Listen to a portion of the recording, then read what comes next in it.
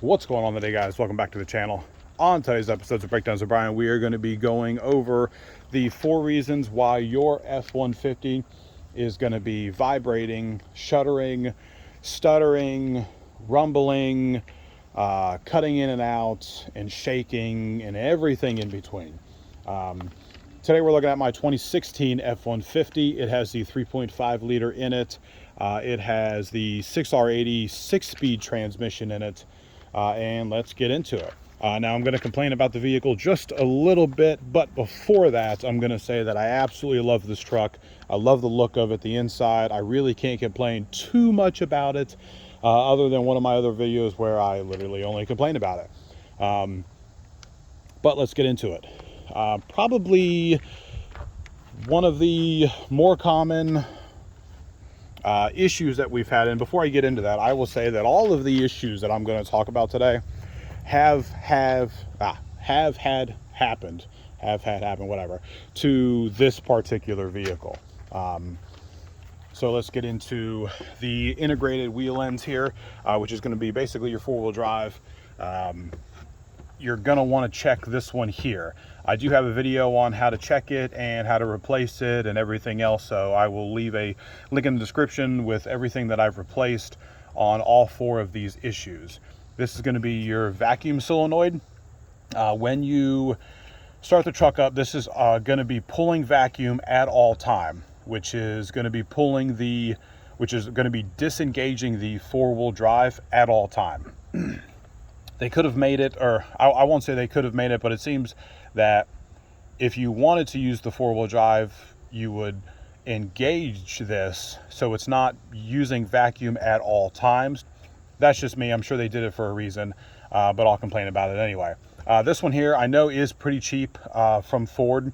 If you're going to get one, personally I would just get a new OEM one. So this one is the solenoid that fails, that slowly leaks vacuum, or that slowly stops pulling vacuum, and it tries to engage your 4-wheel drive while you are driving.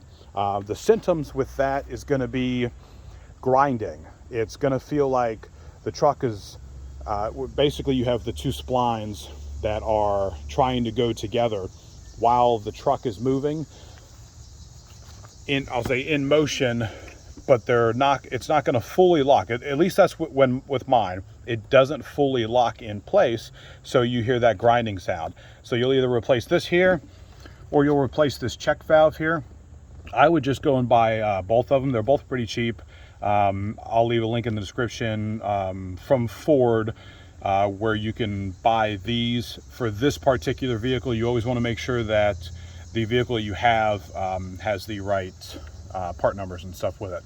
So the check valve sometimes goes bad, and then this is the main culprit from what I've seen on some of the websites and like Facebook page when people complain about it.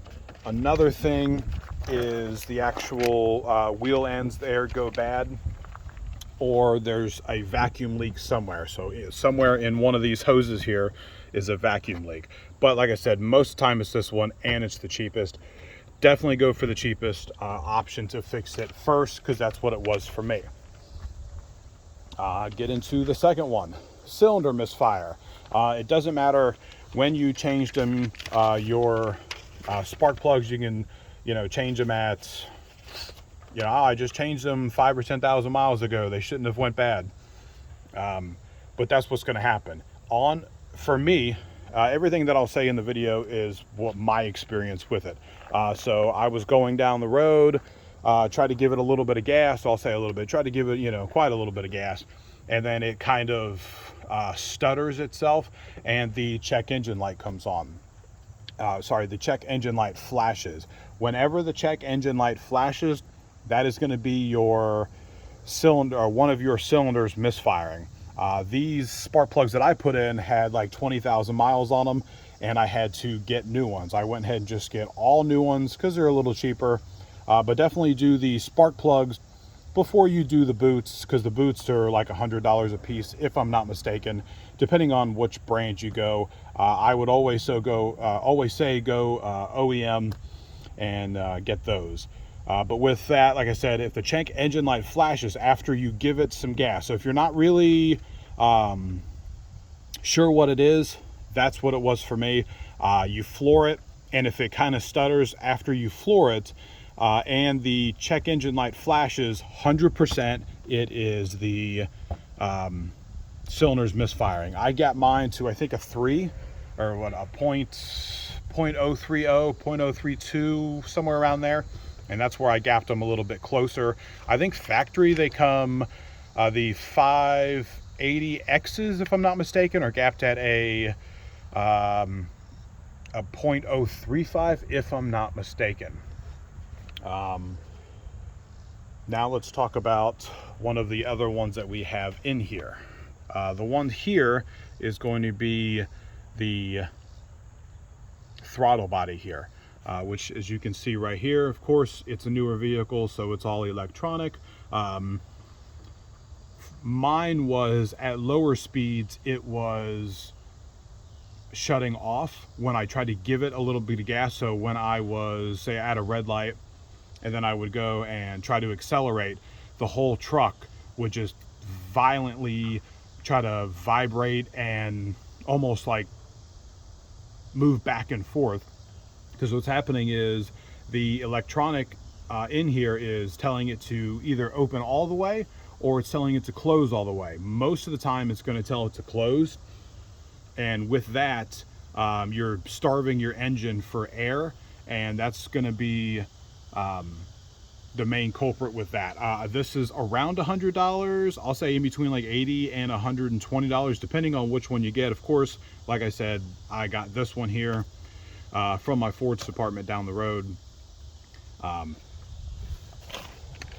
With that, let's move on to the transmission, or the torque converter.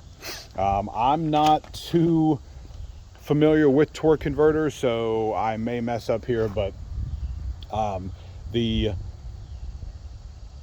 transmission oil moves through the transmission into the torque converter, and the torque converter spins like a fan that shoots the transmission fluid into another fan, which spins, and there's a stator and stuff like that.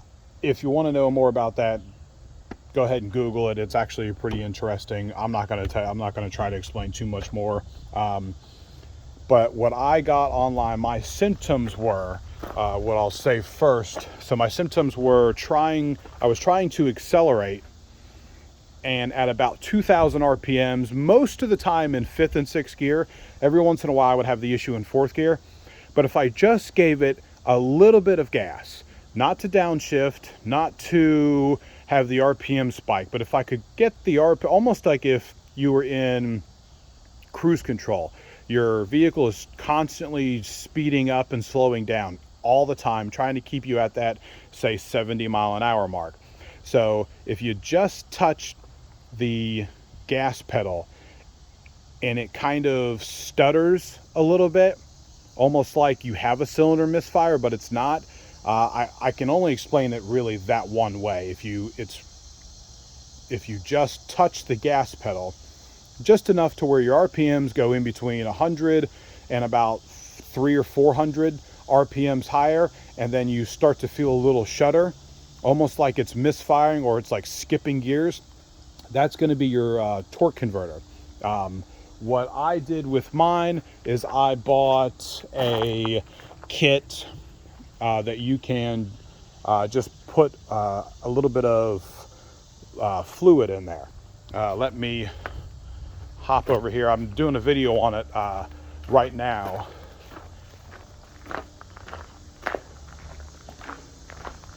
But here is what I bought for it for the moment. Instant shutter fix. And I tell you that it works. I put this little tube in the transmission. And like I said, I'll put that video online if you want to know how to put this stuff in your transmission. But this is going to be a quick fix. It's not going to fix it. If you wanted to replace the torque converter, I think they're about $800-ish dollars. I've heard anywhere between about $2,000 if you want to have, say, Ford do the job for you. it'll be about $200 in parts and labor, because you want to do the torque converter, you want to do the oil, the filter, and all that. But this is going to be your quick fix. It's $12.99 or so at like AutoZone or whatever. But it instantly fixed it. I put it in, I let it run for a little bit, I went through the gears, then I hopped on the interstate. I really tried to get the truck to do it, and I still can't do it. I think I'm at about 400 or 500 miles, and this actually, I won't say fixed, I'll say it actually put a band-aid on it. But as for right now, I'm going to let it run for probably 1,000 miles, and then I'm going to drop the transmission pan, do the oil, filter, and everything, and then see if the issue comes back. Obviously, if the issue comes back, then I'll throw this in for a little bit until I can get that torque converter replaced. If you guys have any other questions about any of this stuff, leave it down below. I'll do my best to try to explain it over the internet for you. But if you did like the video, hit that like and subscribe. And until next time, guys.